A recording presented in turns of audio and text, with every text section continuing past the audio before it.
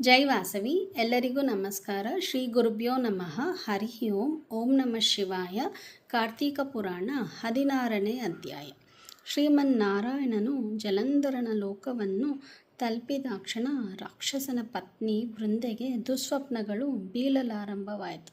ಕನಸಿನಲ್ಲಿ ತನ್ನ ಪತಿಯು ಎಮ್ಮೆಯನ್ನೇರಿ ಹೋದಂತೆ, ನಗ್ನನಾಗಿ ತಿರುಗಾಡಿದ್ದಂತೆ, ಮೈಗೆ ಎಣ್ಣೆ ಪೂಸಿಕೊಂಡಂತೆ, ಕಪ್ಪು ಬಣ್ಣದ ಹೂಗಳು ಮಾಲೆಯನ್ನು ಕೊರಳಲ್ಲಿ ಧರಿಸಿದಂತೆ, ತಲೆಯನ್ನು ಬೋಳಿಸಿಕೊಂಡಂತೆ, ದಕ್ಷಿಣ ದಿಕ್ಕಿನ ಕಡೆಗೆ ಪ್ರಯಾಣ ಮಾಡಿದಂತೆ, ಅರಮನೆ ಸಹಿತವಾಗಿ ಸಾಗರದಲ್ಲಿ ಮುಳುಗಿ ಹೋದಂತೆ ಕನಸುಗಳ ಅನುಭವವಾಯಿತು.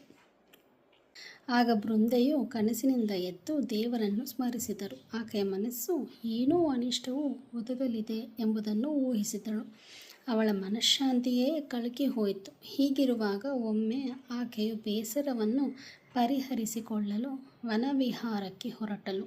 ಆಗ ಅವಳಿಗೆ ಸಿಂಹದಂತೆ ಮುಖವಿದ್ದ ರಾಕ್ಷಸರು ಕಾಣಿಸಿದರು. ಅವರನ್ನು ನೋಡಿ ಹೆದರಿದ ಬೃಂದೆಯು ಅಲ್ಲಿಂದ ಬೇಗನೆ ಓಡಿ ಹೋದಳು.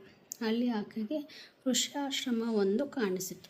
ಅಲ್ಲಿ ಶಿಷ್ಯ ಸಮೇತರಾದ ಮುನಿಗಳನ್ನು ಕಂಡು ನಮಸ್ಕಾರ ಮಾಡಿ, ಓ ಮುನಿವರ್ಯ, ನನ್ನನ್ನು ರಕ್ಷಿಸಿ ಎಂದು ಪ್ರಾರ್ಥಿಸಿದಳು. ಆಗ ಋಷಿಯು ಆಕೆಯನ್ನು ಅಟ್ಟಿಸಿಕೊಂಡು ಬರುತ್ತಿದ್ದ ರಾಕ್ಷಸರನ್ನು ನೋಡಿದನು. ಋಷಿಯು ಹೂಂಕಾರ ಮಾತ್ರದಿಂದಲೇ ರಾಕ್ಷಸರು ಪಲಾಯನಗೈದರು. ಧೈರ್ಯ ತೆಗೆದುಕೊಂಡು ಬೃಂದೆಯು ಮುನಿಗೆ ಮತ್ತೊಮ್ಮೆ ವಂದಿಸಿ, ನೀವು ನನ್ನ ಆಪತ್ತನ್ನು ಪರಿಹರಿಸಿದ್ದೀರಿ. ನಿಮ್ಮಲ್ಲಿ ನನ್ನ ಕ್ಲೇಶಗಳನ್ನು ಹೇಳಿಕೊಳ್ಳುತ್ತೇನೆ. ನನ್ನ ಪತಿಯಾದ ಜಲಂಧರನು ಶಿವನೊಡನೆ ಯುದ್ಧಕ್ಕೆ ಹೊರಟಿದ್ದಾರೆ. ಅಲ್ಲಿ ಅವರ ಪರಿಸ್ಥಿತಿ ಹೇಗಿದೆಯೋ ಆತಂಕವಾಗಿದೆ. ನೀವು ನನ್ನನ್ನು ಸಲಹಬೇಕು ಎಂದು ಬಿನ್ನಹ ಮಾಡಿದಳು. ಆ ಮಹರ್ಷಿಗಳು ತಮ್ಮ ಯೋಗ ದೃಷ್ಟಿಯಿಂದ ಕ್ಷಣಕಾಲ ನೋಡಿ ಆಕಾಶದೆಡೆಗೆ ಗಮನ ಹರಿಸಿದರು. ಆಗ ಇಬ್ಬರು ವಾನರರು ಅಲ್ಲಿ ಕಾಣಿಸಿಕೊಂಡರು. ಋಷಿಗಳು ತಮ್ಮ ಸನ್ನೆಯಿಂದಲೇ ಅವರಿಗೆ ತಮ್ಮ ಆಜ್ಞೆಯನ್ನು ತಿಳಿಸಿದರು. ಆ ಎರಡೂ ಕಪಿಗಳು ಮತ್ತೆ ಆಕಾಶಕ್ಕೆ ಹಾರಿದವು. ಸ್ವಲ್ಪ ಸಮಯದಲ್ಲಿಯೇ ಆ ಕಪಿಗಳು ಜಲಂಧರನ ಕತ್ತರಿಸಿದ ತಲೆ ಹಾಗೂ ದೇಹವನ್ನು ಋಷಿಗಳ ಮುಂದಿಟ್ಟರು. ತನ್ನ ಪತಿಯ ಮೃತದೇಹವನ್ನು ಕಂಡು ಬೃಂದೆ ಮೂರ್ಛೆ ಹೋದಳು. ಮತ್ತೆ ಎಚ್ಚರಗೊಂಡ ಋಷಿಯ ಪಾದಗಳಿಗೆರಗಿ ರೋಧಿಸಿದಳು. ತನ್ನ ಪತಿಯನ್ನು ಮತ್ತೆ ಬದುಕಿಸಿರೆಂದು ಬೇಡಿದಳು. ಆಗ ಋಷಿಗಳು ನಸುನಕ್ಕು, ಶಿವನಿಂದ ಹತರಾದವರು ಬದುಕಲು ಸಾಧ್ಯವೇ ಇಲ್ಲ. ಆದರೂ ನಿನ್ನ ಮೇಲಿನ ಕರುಣೆಯಿಂದ ಆತನನ್ನು ಬದುಕಿಸಲು ಯತ್ನಿಸುವೆ ಎಂದು ಭರವಸೆ ನೀಡಿ ಮಾಯವಾದರು.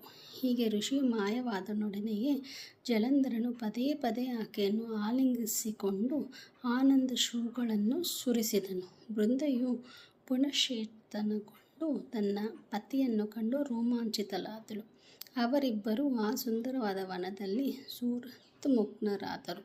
ಮರುಕ್ಷಣವೇ ಪತಿವ್ರತೆಯಾದ ಬೃಂದೆಗೆ ಇವನು ತನ್ನ ಪತಿಯಲ್ಲ, ಮಹಾಮಾಯಾವಿಯಾದ ಮಹಾವಿಷ್ಣುವೆಂದು ತೋರಿತು. ಆ ಕ್ಷಣ ಕುಪಿತಳಾಗಿ ಬೃಂದೆಯು, ಹೇ ವಿಷ್ಣು, ನನ್ನ ಪಾತಿವ್ರತ್ಯೆಯನ್ನು ಮೋಸದಿಂದ ಕೆಡಿಸಿರುವೆ. ಆದ ಕಾರಣ ನಿನ್ನ ಅನುಚರರಾದ ಆ ಮಾಯಾವಾನರರು ರಾಕ್ಷಸರಾಗಲಿ, ನೀನು ಪರಸ್ತ್ರೀ ಸಂಗಿ ಎಂಬ ಹೆಸರಿಗೆ ಗುರಿಯಾಗುವೆ. ನಿನಗೆ ಮುಂದೆ ಭೈರವಿಯುವಾಗಲಿ, ನಿನ್ನ ಸಹಚಾರಿಯಾದ ಆದಿಶೇಷನೊಡನೆ ಕಾಡು ಮೇಡು ಅಲೆಯುವಂತಾಗಲಿ. ಕಪಿಗಳ ಸಹಾಯವೇ ನಿನಗೆ ಗತಿ ಎಂದು ಶಪಿಸಿದಳು. ಹೀಗೆ ನಾರಾಯಣನನ್ನು ಶಪಿಸಿದ ಬೃಂದೆಯು ತನ್ನ ಮಹಿಮೆಯಿಂದ ಅಗ್ನಿಯನ್ನು ಸೃಷ್ಟಿಸಿಕೊಂಡು ಅದರಲ್ಲಿ ಪ್ರವೇಶಿಸಿ ಭಸ್ಮಳಾದಳು. ಆಗ ಮಹಾವಿಷ್ಣುವು ಸಹ ಆಕೆಯ ಪಾತಿವ್ರತ್ಯಕ್ಕೆ ಚಕಿತನಾಗಿ ಕ್ಷಣಕಾಲ ದುಃಖಿತನಾದನು ಎಂಬಲ್ಲಿಗೆ ಕಾರ್ತೀಕ ಮಾಸ ಮಹಿಮೆಯ 16ನೇ ಅಧ್ಯಾಯವು ಸಂಪೂರ್ಣವಾಯಿತು. ಧನ್ಯವಾದಗಳು.